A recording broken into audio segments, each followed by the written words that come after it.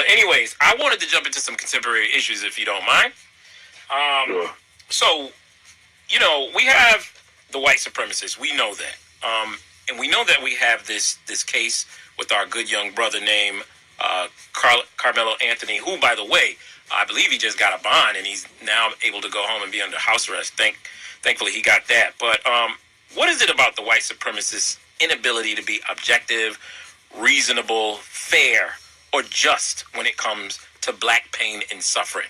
They totally have ignored all of the different layers to this case with brother Carmelo Anthony. But when the Zimmermans and the other cases that are very popular nationally, how come they weren't objective and fair in those cases? But with us, when this young brother got into that situation with that other young man, why are they so unable to be objective and fair? I would simply say, when have they ever been? Right. That is not their culture. That is not who they are. That is not how they've taken over the world. Okay? They are very much a narcissistic, savage, power-hungry group of people. And for them, there is no moral code. They are very much about Machiavellian ethics, which is to have no ethics. The ends always justify the means.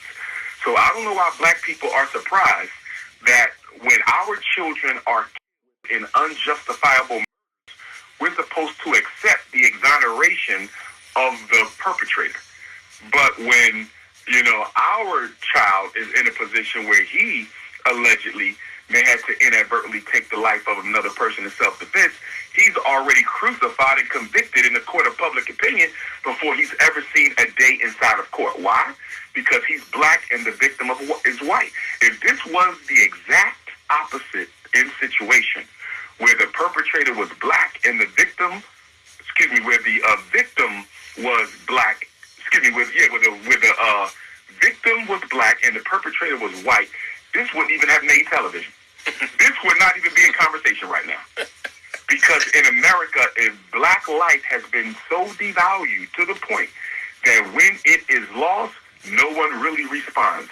Now, yes, we will respond with the protest marches and that kind of a thing, but we don't do anything after that, and that's the criticism against black folks. But white people, they would have never even paid this any mind had the victim, not been white. And people are making so much noise over the fact that the young brother had a knife. Well, if I lived in Texas and I was 16, 17 years old, I would probably walk around with a knife as well. You're damn right. Texas is one of the most violent states in America. Facts. It's a state where you can open carry without a license. Okay, it is a state that aggressively defends the right of its citizens to always be prepared for combat. Yep. So if you don't have a problem with people walking around with guns unregistered, why is it a problem for this young child to have had a knife? You see, that doesn't make any sense. At all. They moved that goalpost so much. Absolutely. It's a shame. I want to see how this plays out.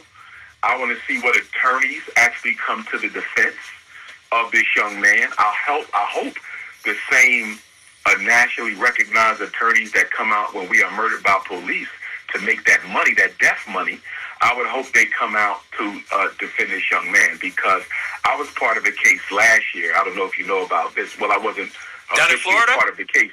Yes, but I followed it closely, the case of Brendan Depper. Yep, I know about that. Similar situation, but drastically different outcome. In the Brendan Depper situation, he attacked a teacher's aide for taking a video game from him that his IEP specifically stated to never take from him.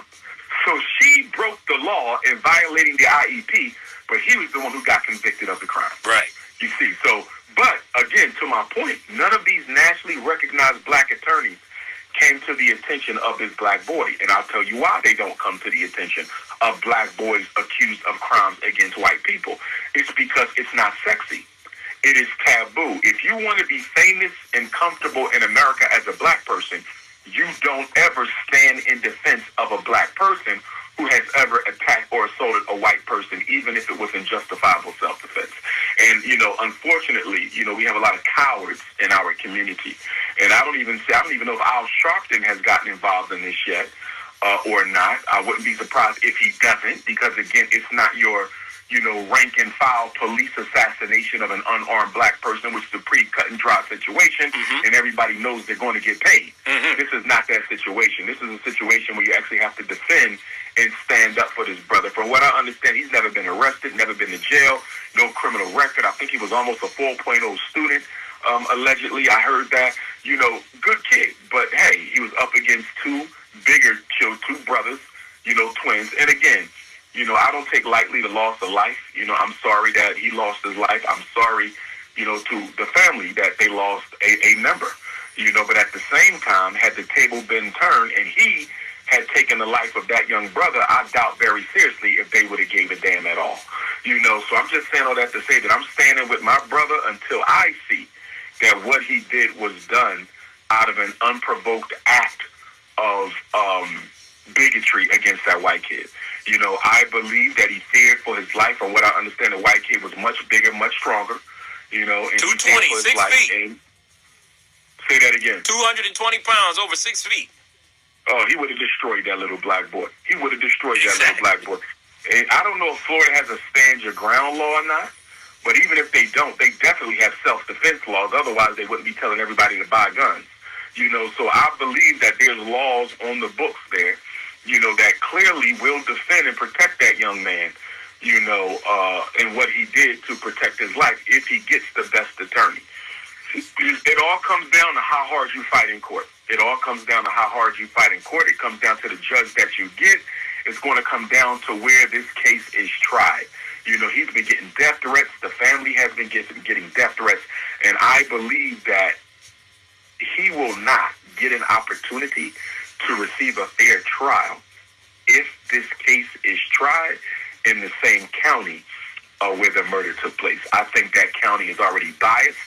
The fact that the family's getting death threats, the fact that they can't go outside alone, I think that makes it crystal clear that this case cannot be tried in that county. Even if they move it, it becomes a question of exactly where you're going to try the case. It almost harkens me back to the O.J. Simpson case where they had to try that in another county, because of how biased they felt people would be in L.A. County or whatever the murder took place. So we're almost dealing with O.J. again, only this time the victim is a man, not a woman. This is not a romance. And the black male who's accused of the crime, he's not a multi-million-dollar celebrity athlete. Yes, sir. Yes, sir. Thank you for all of that. And sending my blood happened. This is a typical case of bullyism. And when you're white, you right. When you black, get back. You know how it goes. But anyway, so